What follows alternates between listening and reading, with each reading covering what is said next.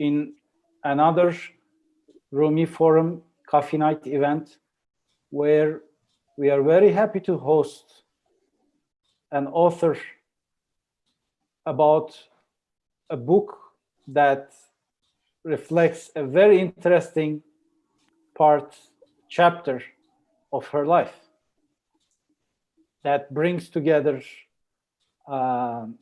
storytelling, mysticism in a very unlikely context in the Scottish countryside, which we are looking forward to hear more about.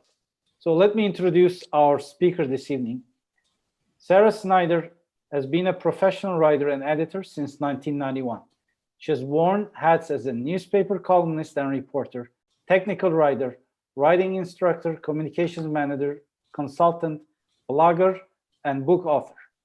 With humor and insight, she inspires others through the telling of her own experiences to examine what it means to live a meaningful life.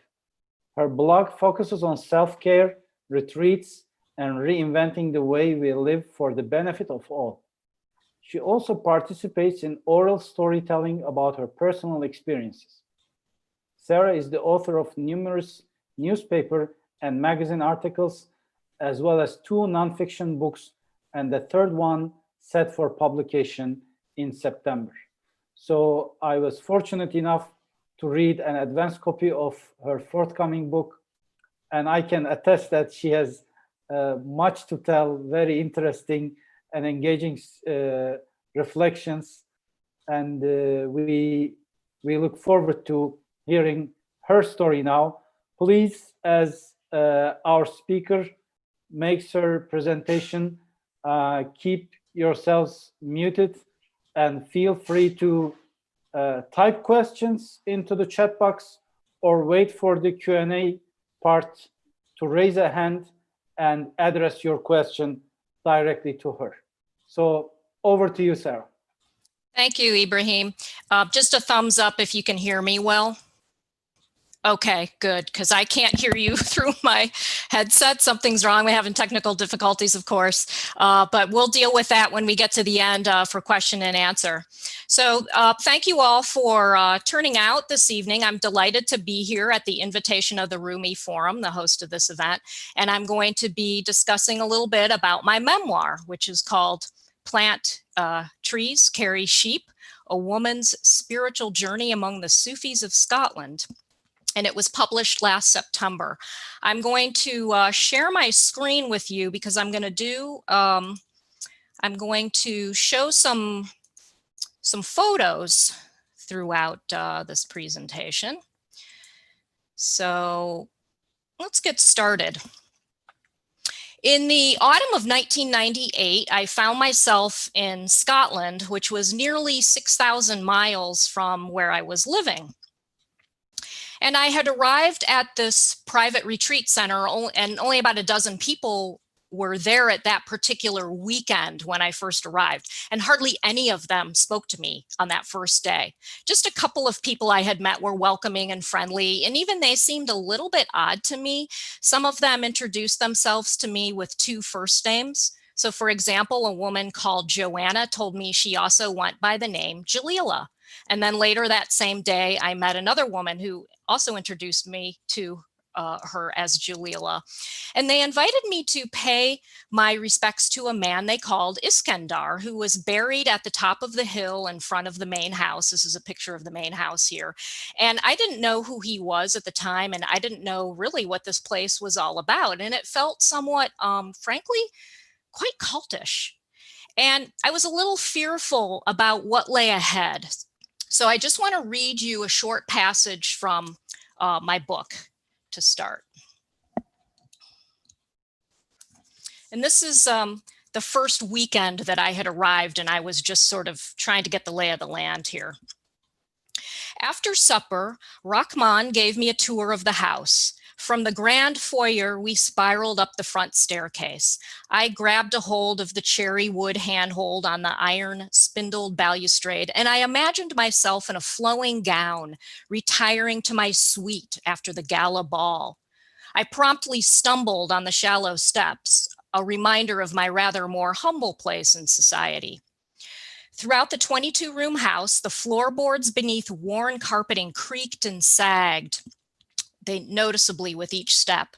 And interestingly, on one wall in every room hung an Arabic calligraphy.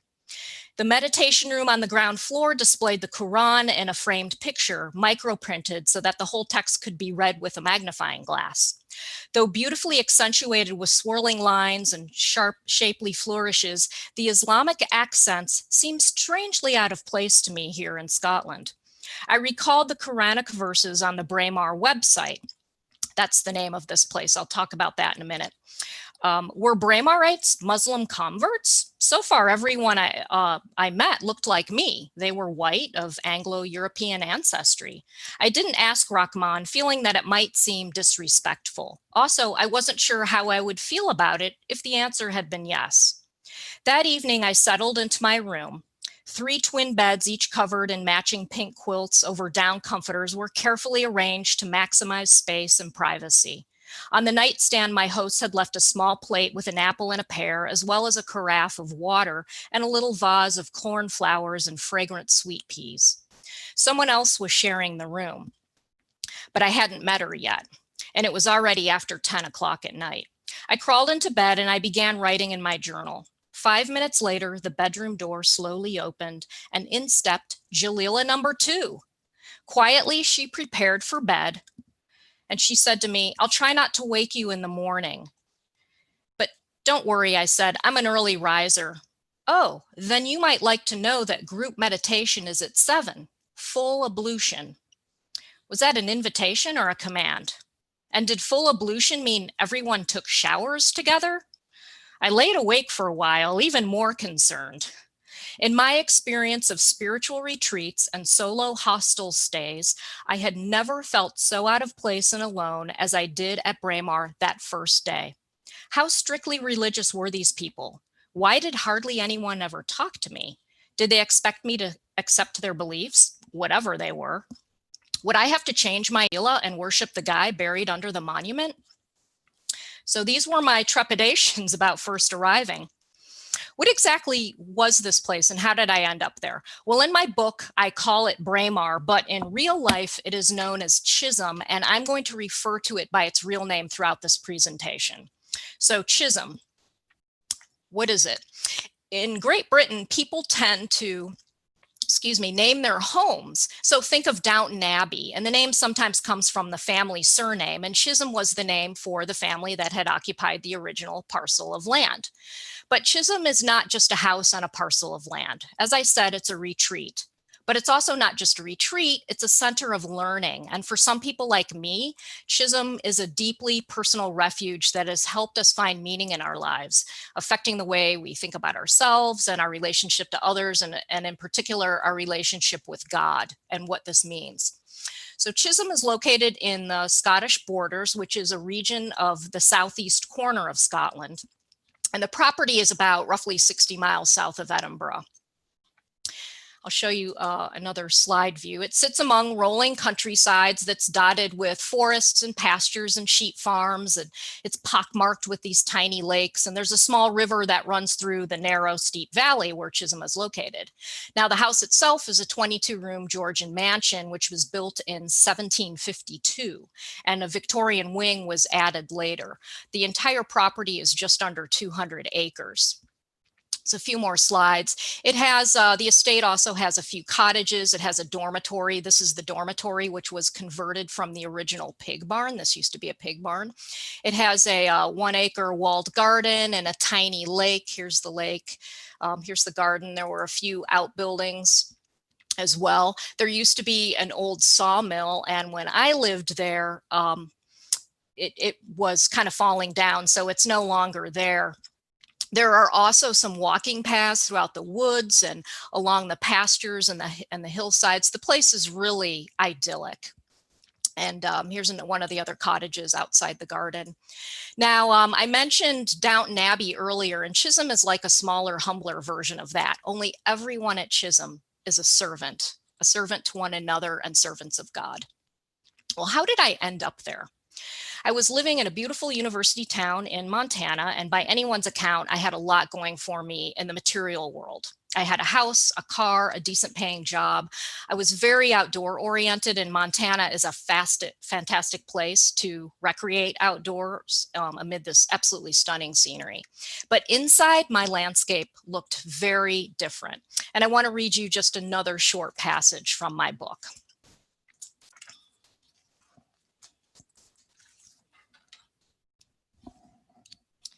My midlife crisis began at 34, an age at which most people were settling into careers and having families. I never wanted children, but I was lonely and work was unfulfilling. Were there better opportunities elsewhere in romance and career? Montana's job scene was bleak, romantic prospects didn't exist, and thoughts of if-onlys and paths not trod invoked feelings of purposelessness and depression. And then there was my spiritual crisis. I was raised a Presbyterian, but in my early 20s, I began yearning for more than the church could offer. Teachings of Buddhism, Taoism, and other Eastern mystical practices became more alluring, as did Christian mystics such as Meister Eckhart and Thomas Merton. Because of I liked their transcendent views that bucked traditional religious dogma. Occasional retreats and workshops and group meditation sparked something in my soul, yet mostly life felt empty. I expected more divine guidance, signs to nudge me toward something, anything. Erratic prayers became missives demanding God improve my dead-end life. Unsure what I needed or what I even wanted, I thought I might find it somewhere other than home. So through a little research on the internet, I had reached this place in my life where I needed to do something different and I needed to leave. So I did a little research on the internet and I stumbled upon Chisholm, and they happened to have this extensive tree planting project going on, and I happened to have a degree in forestry I really wanted to put to use again. Chisholm would feed and house me in exchange for my volunteer work, and I couldn't afford to live in Scotland as a volunteer, so getting room and board was really the only way I could do this. And Chisholm was a spiritual retreat center, and as I mentioned, I had this strong need to find more meaning in my life, and I wanted to get reacquainted with God, with whom I had had this on-again, off-again, love-hate relationship with up until that point. Coincidentally, all of these things fell into place. But I don't believe in coincidence. So you know the saying, when the student is ready, the teacher will appear. I described the external nature of Chisholm, but what about the internal? What is its reason for being? Well, the Bashara School at Chisholm House runs courses for people interested in examining themselves and their relationship with God. And primarily this is done through studying the works of Ibn Arabi, and in particular his seminal Fusus. Some of you probably know a lot more about Ibn Arabi than I do, so I won't discuss who he was, other than to say that his deeply intellectual writings on spirituality are based on the concept of this unity of existence, that all apparent differences are unified without destroying their essential truths, the essential truths about ourselves, the spiritual paths that we practice, and just our essential beings. And Ibn Arabi straddled the 12th and 13th centuries, and his lifetime overlapped with Rumi's, although Ibn Arabi was about 40 years older than Rumi. Let me be clear that the people of Chisholm are not Sufis, although that's not to say that practicing Sufis haven't come to take the courses there. The Bashara School itself is not a center for Sufism specifically. I use the word Sufis of Scotland in the title of my memoir to promote the concept of Sufism because of their studies of Ibn Arabi and Rumi. But the school itself is not affiliated with any particular religion. Their studies also incorporate the enlightened writings of other faith traditions, including Christianity, Judaism, Taoism, and Buddhism. So it doesn't matter what faith tradition you practice, all are welcome. And indeed, people from all faith traditions come there to take the courses. At the time I lived there in the late 1990s, their main intensive course ran from October 1st through April 1st. So it was 6 months of study, meditation, and work 7 days a week. And the work had to do with keeping the place running. So, and when I say students, these are adult students of all ages, you know, from 18 up into their 80s. And they all helped in the kitchen or in the garden or with maintenance or with the animals according to their interests and their abilities. So there was what they called the first course and the second course. And they typically ran concurrently. And the first course was this intense introductory study of Ibn Arabi and these other inspired writings. And the second course was for those who had completed the first course and wanted to do a deeper dive into Ibn Arabi through discussion and contemplation. And the school also offered introductory courses that took place over a weekend or slightly longer courses that were 9 days long. And that was just to give people a taste of what the larger, deeper study was about. So we often had drop-ins for those courses. And sometimes random people would just drop in for a visit because they had heard about the place from friends and family and they wanted to check it out. Now, the first course was very intense, and it was called the intensive course. And the students were permitted to leave the campus under 3 conditions only. One was if they needed to go to the doctor. The second was if there was an organized field trip for them. And the third was they had, as part of their coursework, they did a 2-week pilgrimage to Turkey to visit sites of religious and historical significance. So that was part of their course. And otherwise, part of the intensity was the focus on the studies and the internal focus on yourself. So the students were not allowed television or radio or newspapers. They were really strongly discouraged to tune into the outside world and anything else that could distract them. The point was to just drive their focus, laser focus on their studies. The 6-month course was rigorous physically and emotionally, and that was the whole point. The goal was to tear down the ego of who we think we are and rebuild ourselves from the inside out, based on this knowledge of the unity of existence. So Chisholm had what they called the order, and it was how things were done. Everything from small details such as how to properly lay the table for a meal to the larger practice of turning your focus toward closeness with God, and being in service to others was a huge part of this order and of our daily life. It was a place of calm reflection, a place of loving and respecting others, and like I said, a refuge. I just want to read you another very short passage just to give you a flavor. So here's how I described it. Braemar's purpose was to deconstruct the ego, the internal map that accreted over a lifetime, which protected, comforted, and, when necessary, lied to us about the true nature of ourselves. It provided an opportunity to rewire with the beloved as a framework. So what was my role there? Let me just... Here's some students that are studying. I actually didn't go to Chisholm to take a course. As I mentioned, the invitation to me was to help plant trees. Initially, this was help with a 6,000 trees planting project, but it actually turned out to be nearly 20,000 trees that I helped plant over the course of 2 years. So even though I wasn't there to take the course, you can't really live at Chisholm for any length of time without experiencing the course. When you live there, you take it vicariously through the students. And I was there for a little more than 2 years, so I had a lot of vicariousness to get through. Our roles were very clear. There were the students and there were the staff, and the staff's job was to support the students while they did their internal journeys and to maintain the daily household operations as well as the administrative duties required to run the Bashara school. And the staff included a cook and kitchen helpers, course facilitators, housekeepers, office staff. It also included a maintenance man, and when you live in a house that's 250 years old, there is always something to fix. There were also estate workers, and these were the people who kept the outdoor spaces looking nice and running smoothly. And at the time I lived there, we had 2 estate workers. There was the estate manager himself, and then there was his assistant, and I was that assistant. And here's me being an assistant. So I helped in the vegetable garden. I was the primary animal wrangler, which included everything necessary to look after our chickens, turkeys, ducks, and geese, and for a time, some sheep, as the title of my book implies. We collected eggs and hatched them, and we reared the young birds. We also ate them.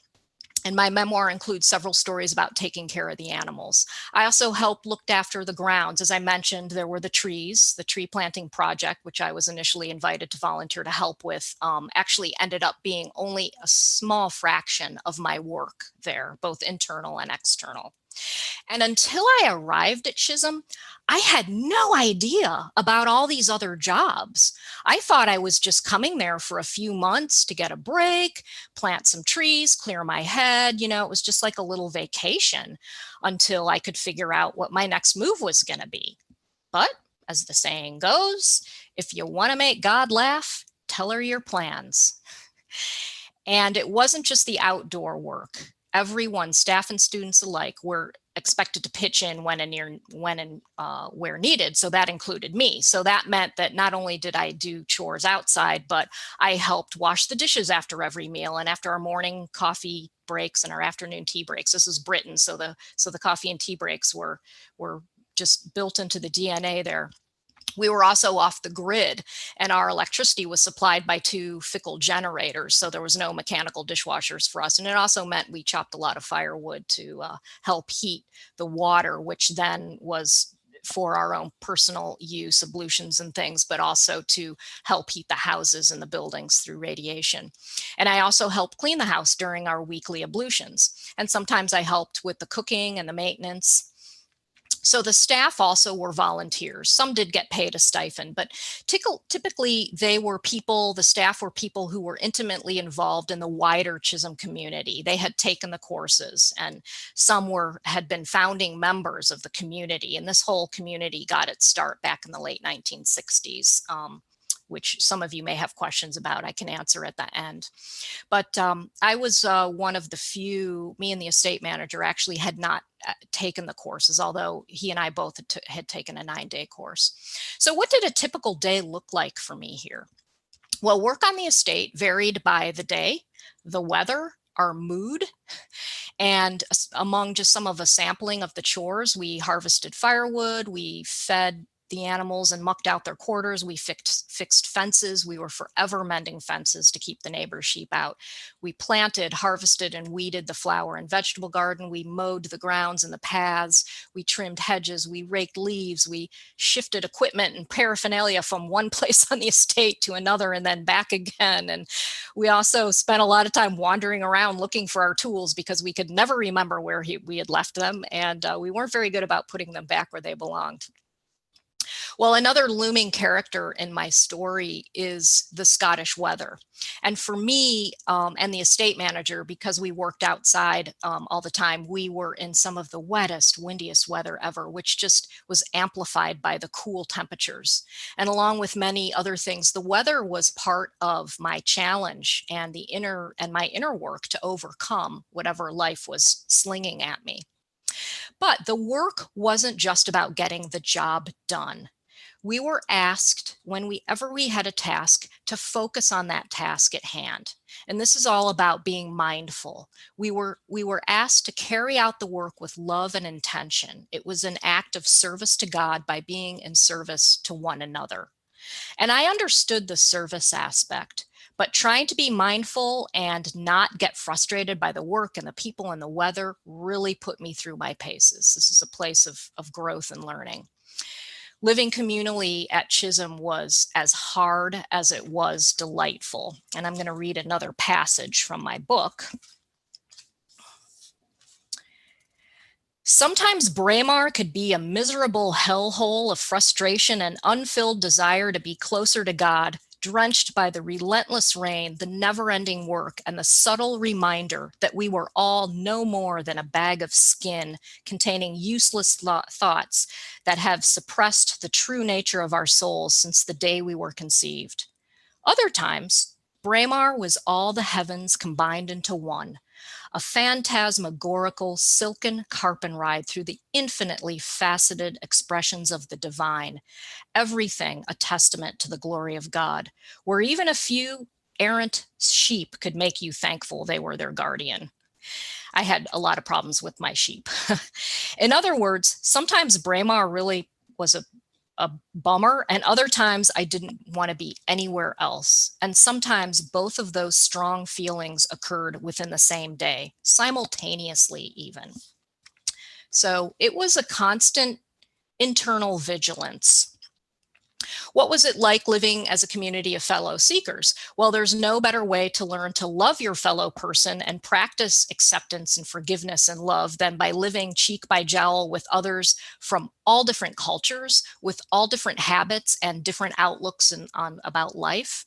We drove one another batty sometimes. We also formed fast friendships and in some cases romances. And we learned a lot about ourselves, including how our own habits annoy other people. We ate together, we shared bathrooms, and the students shared dorm rooms. The staff each had their own rooms. We worked side by side, we meditated side by side, and we participated in a regular zikr. So this is like the sema, the moving meditations that the Sufis have practiced for centuries. Chisholm had its own version of a zikr. And the students did a zikr every night. And then there was once a week what we called the big zik, which was on Thursday evenings. And Thursdays was our ablution day. So we prepared for this zikr all day by abluting all of the buildings and abluting our rooms and ourselves. And the big zik was when other people came up to Chisholm to participate. There were people who were part of the Chisholm community who had been, studied there, and some of them had moved to the area because they wanted to live nearby and be close to the place. At any given time, the residential population there, which included the staff and students, ranged from lows of, say, 10 in the summer when there was no course taking place to more than 100 during holidays and special events. And when I lived there during the first year, there were about 30 of us residents. And the second year, there were about 45 people. And this was throughout the period of October 1st through April 1st, which was the 6-month course. And some of the staff had families. So there were children there, which was, it was great to have people of all ages there. And it was a fantastic place for kids to grow up and be exposed to what this place had to offer. Everyone had a role. Everyone had a purpose for being there. What else was it like? Well, Chisholm celebrates not only the divine, but they celebrate beauty as well. So our lunches and suppers were elegant affairs with food served on this beautiful china. We had flowers on the table. We had linen tablecloths. We had candelabra during supper. The food was fabulous. We had nothing but the best ingredients, organic and mostly wholesome, apart from all the fresh baked cakes and cookies that we made for our tea and coffee breaks and the desserts. A lot of the food came from our own garden, and the lamb that we ate came from neighboring farms. So it was truly, everything was done with intention at Chisholm. I wanted to just briefly talk about my own personal struggles with this experience. One cannot have this experience without going through some rough patches, as I called them. And as I mentioned in one of my opening passages that I read, I was raised in a Christian family, and my father and grandfather were preachers, and so was one of my sisters who's on this call tonight. Although I wasn't overtly raised to be wary of the practice of Islam, my parents were very open-minded people and did not raise us to criticize other people. But my culture was a very different story. I grew up in a privileged white middle-class part of America in a Judeo-Christian town that did not have an exposure to Islam. I had no understanding of Islam, and my exposure to it as a child and a teenager was related to stories on the news in the 1970s of plane hijackers, and all I knew was that their demands had something to do with the troubles in Israel-Palestine. That was my extent of my knowledge. So it was biased and it was limited. So when I first arrived at Chisholm and became steeped in the Islamic flavor of the courses and the references, I was bothered by that. In one of the passages I read, I mentioned the Arabic calligraphies hanging in every room of the house and dormitory. And before I had arrived, not only did I not realize all the work I would be doing, but I also had no idea about the courses. And of course, they had this Islamic flavor because of the connection to Ibn Arabi and Rumi. We also said the Bismillah before every meal. Hadiths from the Quran were spoken frequently during staff meetings, and they were quoted by the course facilitators and eventually by the students as the course progressed and they learned more. Now, the course does not study the Quran, but it comes into play at times because of the Ibn Arabi Rumi connection. So Islam was what's much misunderstood in the world in which I was brought up. So living at Chisholm was the start of my education, the start of my steeping in the true nature of Islam, which is the way of peace. And not only did I make peace with another religion that I had deeply misunderstood, but I came to understand my own false beliefs about the nature of humanity. And my own rough edges were on full display here. And I began to see more clearly those things that got me hung up because I had been living behind these veils of the ego. Now, mine is not a religious conversion story because that's not what happened. But my exposure to Islam through my experience at Chisholm helped me develop a much closer relationship with God.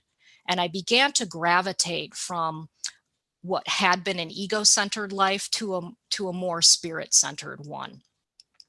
So what had started as a plan for some time away from home at this place called Chisholm to work outside again with the trees and think about what I wanted to do next in my life turned out to be 2 years of hell and heaven, toil and fun, depression and elation, and utter despair followed by gratefulness for life and the divine itself.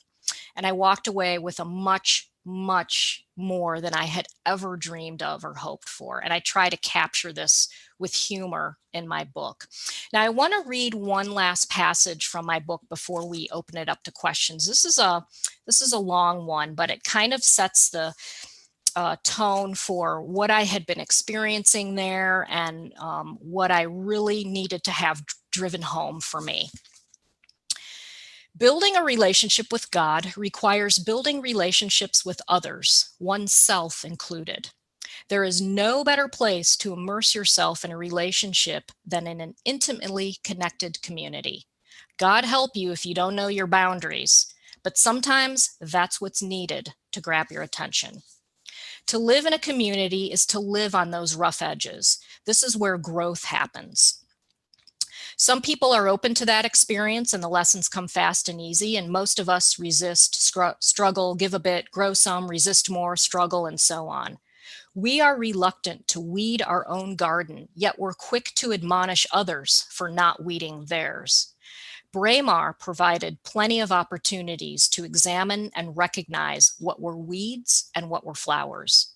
And sometimes even the pursuit of God, however, brings out the worst in people.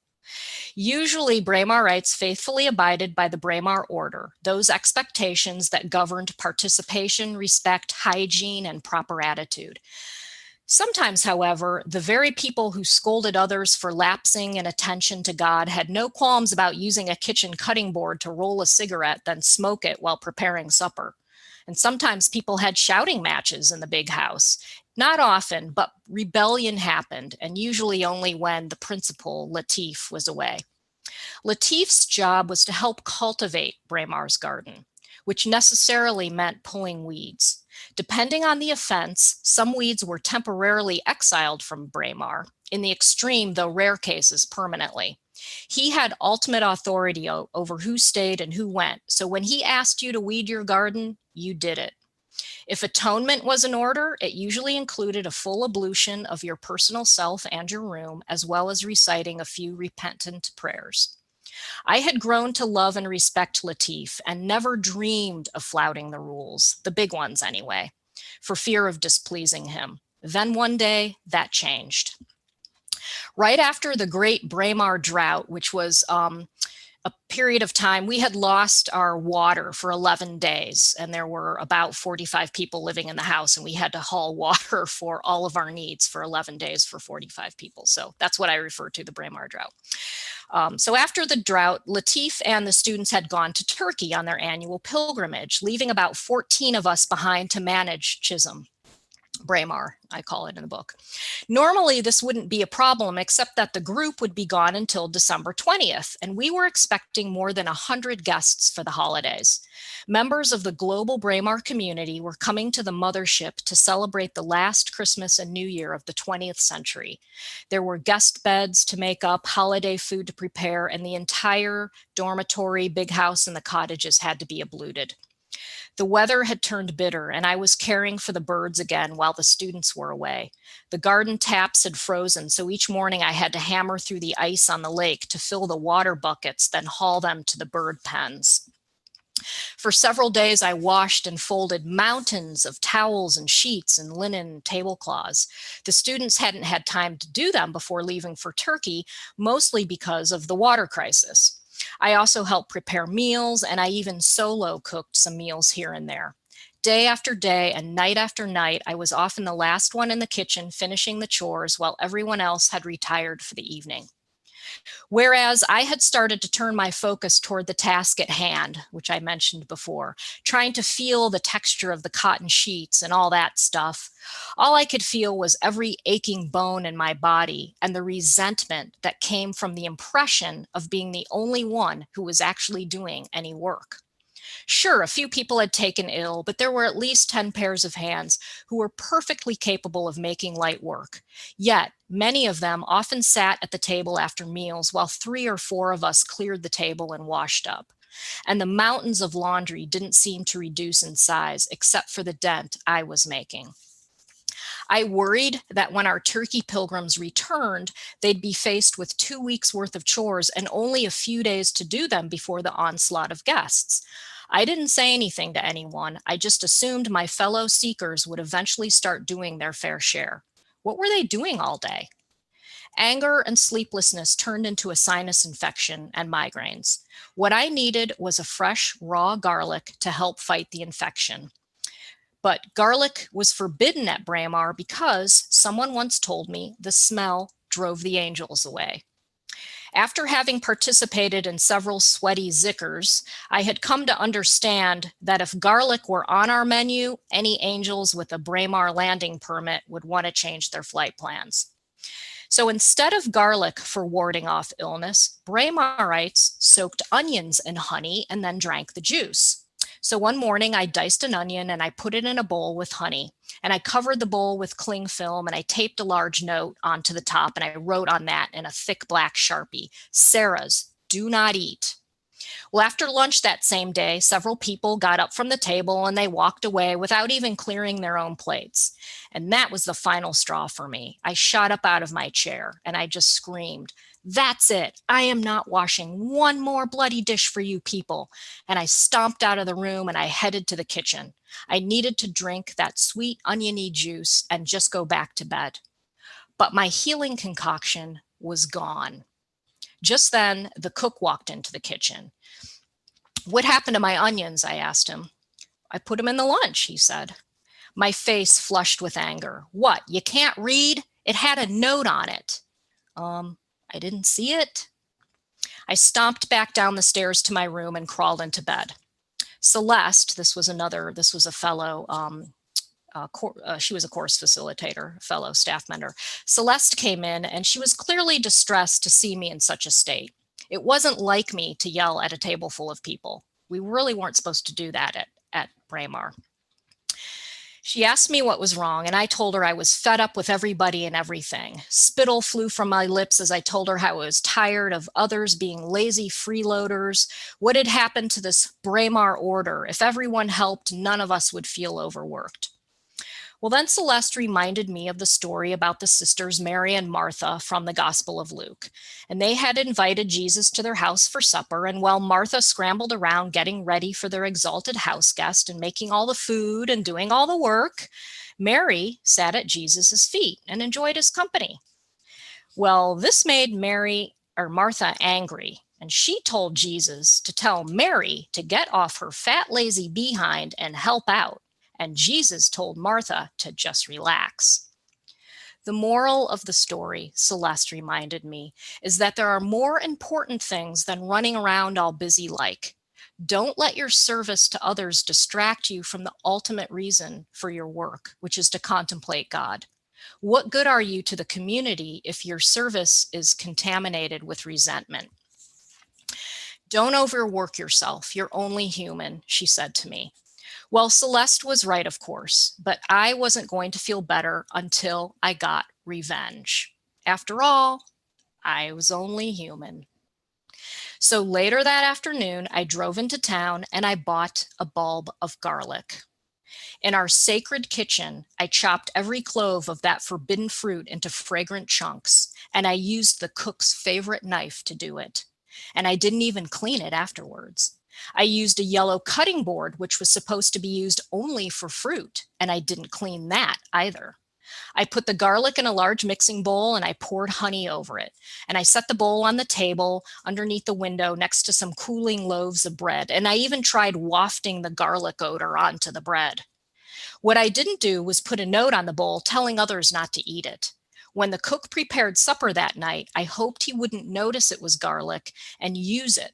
And with great delight, I was going to watch them all eat forkful after forkful of poisoned stir fry. And I was going to relish every stinking second of it.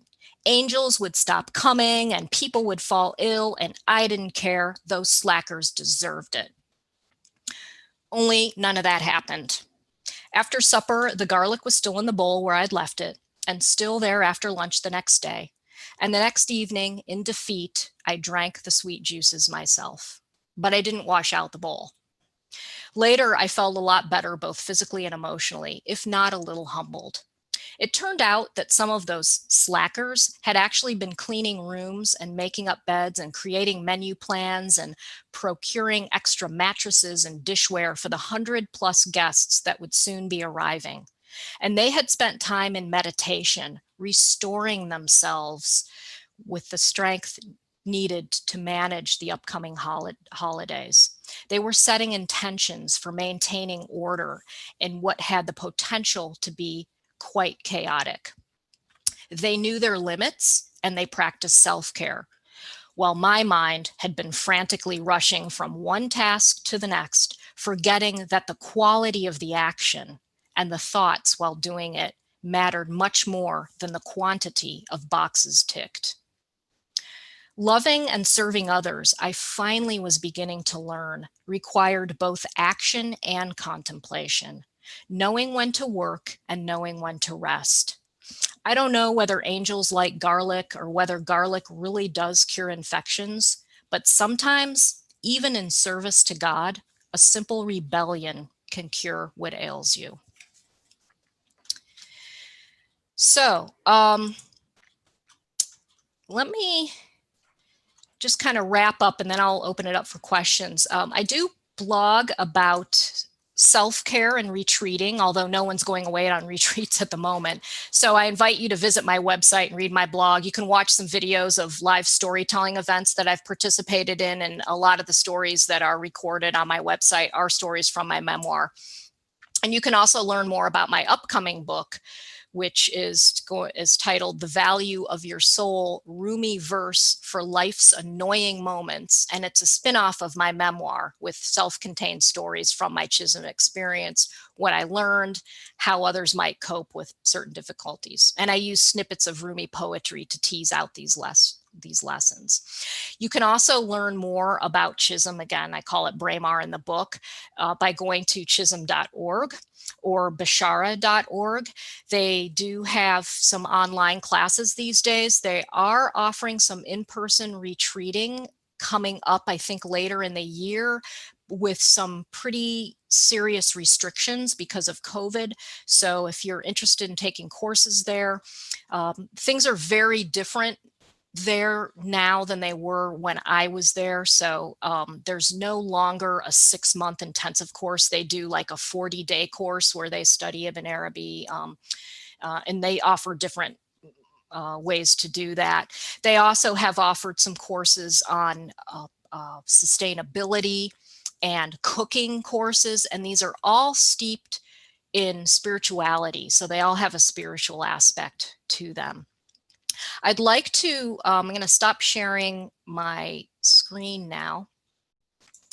And I'd like to open it up to questions. If anybody has any questions, we have a few minutes now. Again, I was having some audio difficulties, so I might have to kind of lean over to my computer and listen through my audio on my computer to hear you.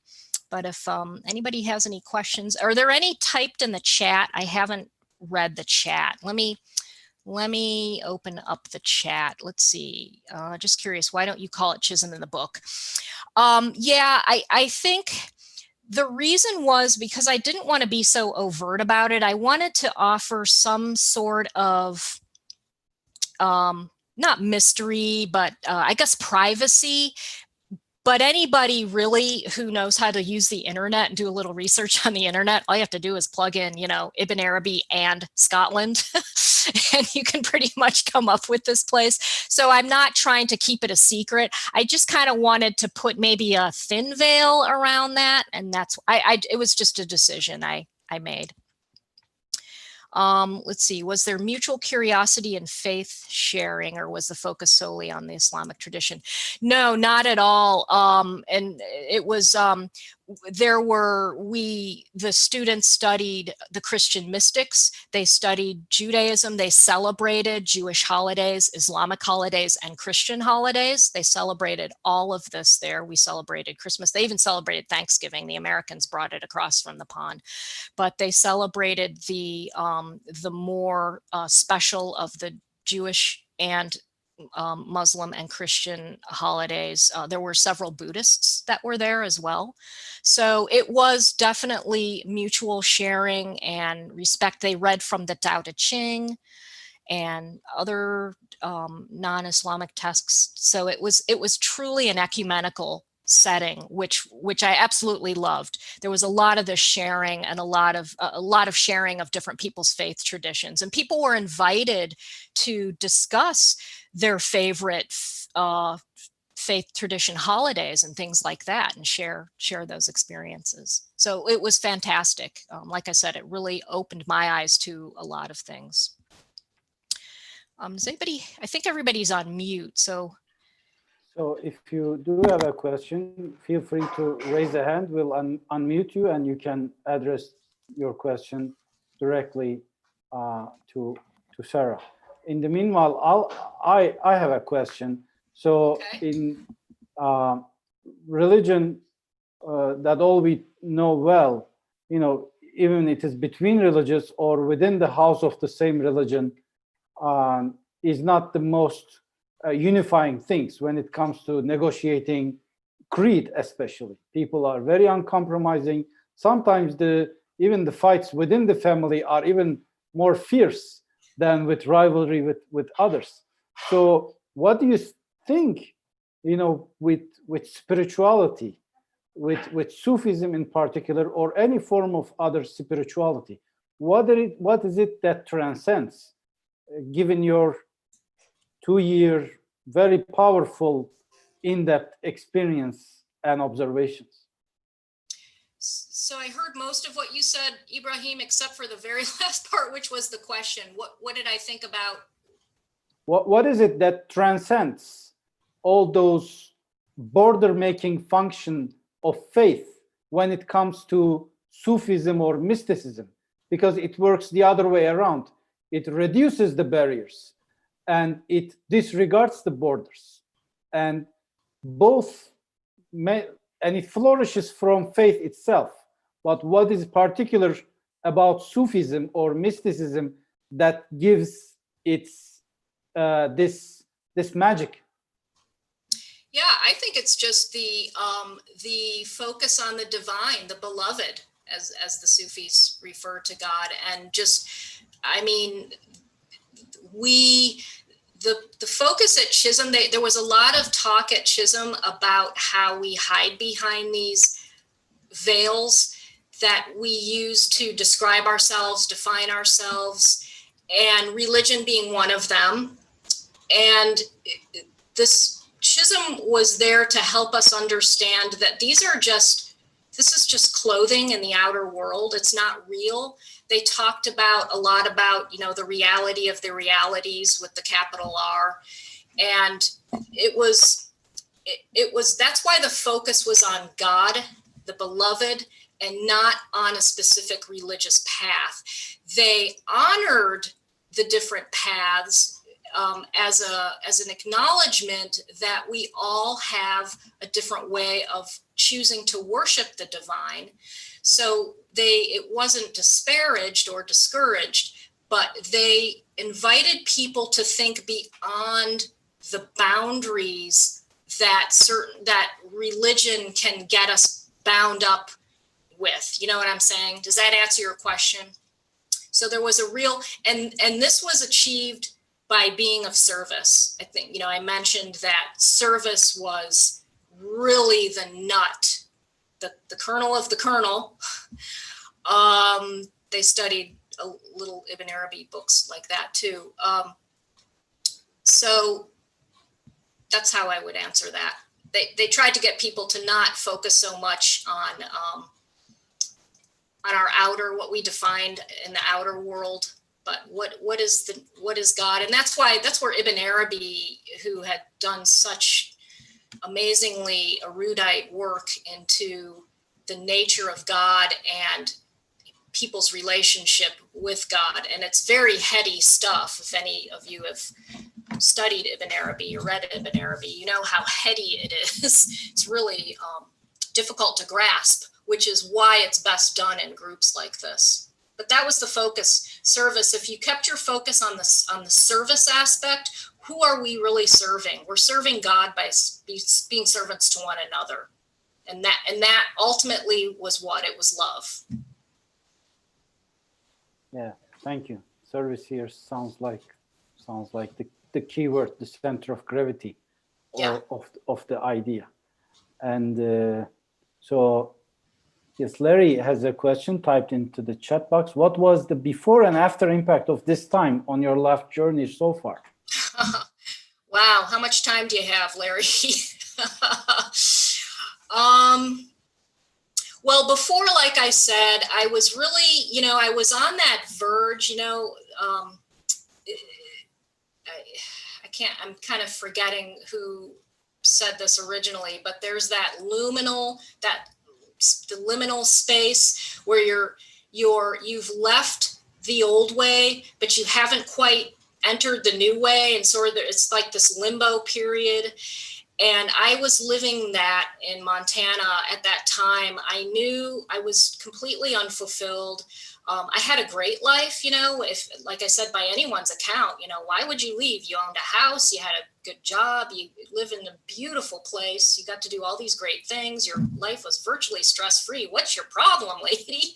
Well, I knew I needed more. My heart longed for something deeper, and I wasn't getting it there. So when I went to Chisholm, like I said, I really struggled with the Islamic tone because I was ignorant. And when I allowed myself finally to just roll with it, as they say, just, stop being threatened by something. Is this truly a threat? To you, like physically, is this a threat to your existence, or is this just something that threatens you because you don't understand it, because of your ignorance? And of course, it was the latter. I was ignorant. And so the before experience was I longed for something. I didn't even know what it was. I just knew it was something that I didn't currently have.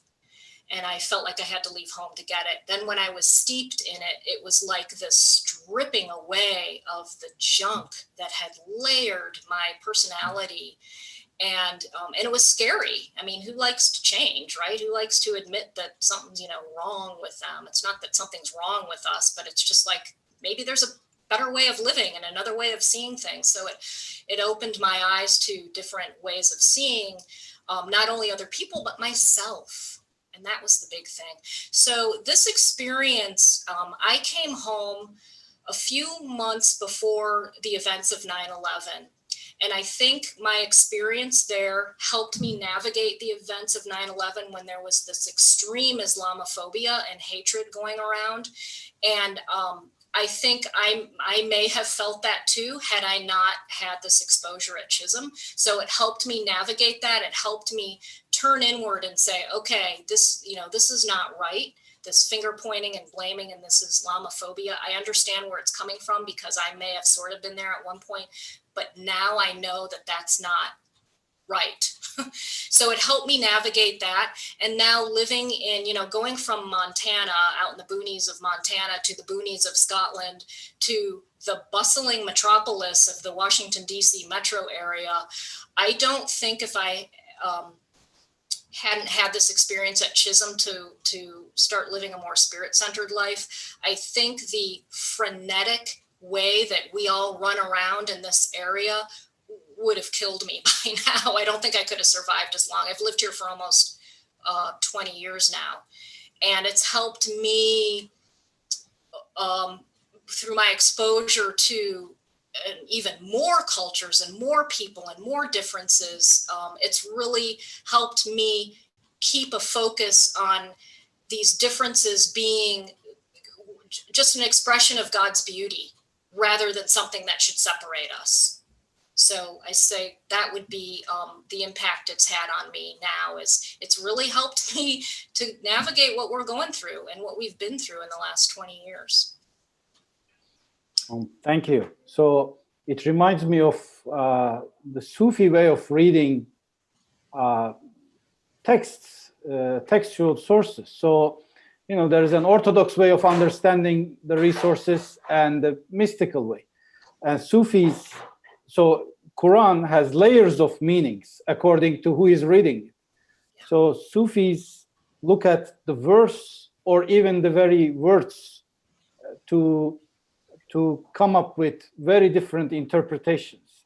So your story reminded me of the Sufi comparison of the two words, Zahmet and Rahmet, which are written with the same letters in the same order with only one dot being the difference, implying the Sufi wisdom that, blessing and hardship, these are what these two words mean.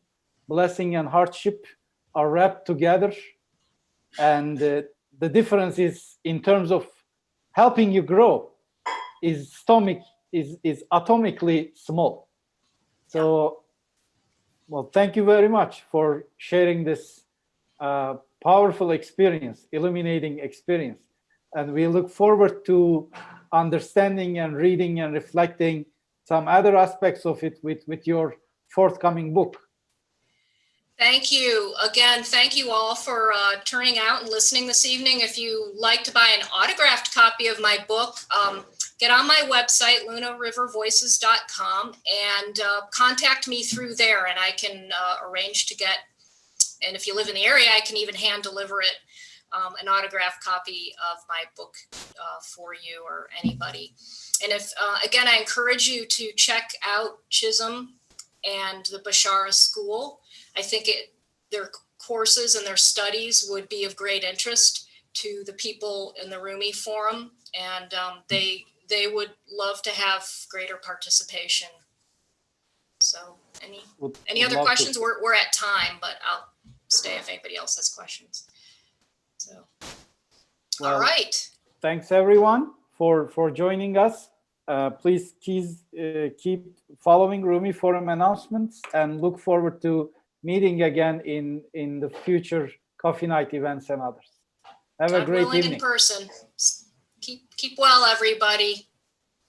Thank you, Sarah. Thank you very much. Bye. Good night. Bye.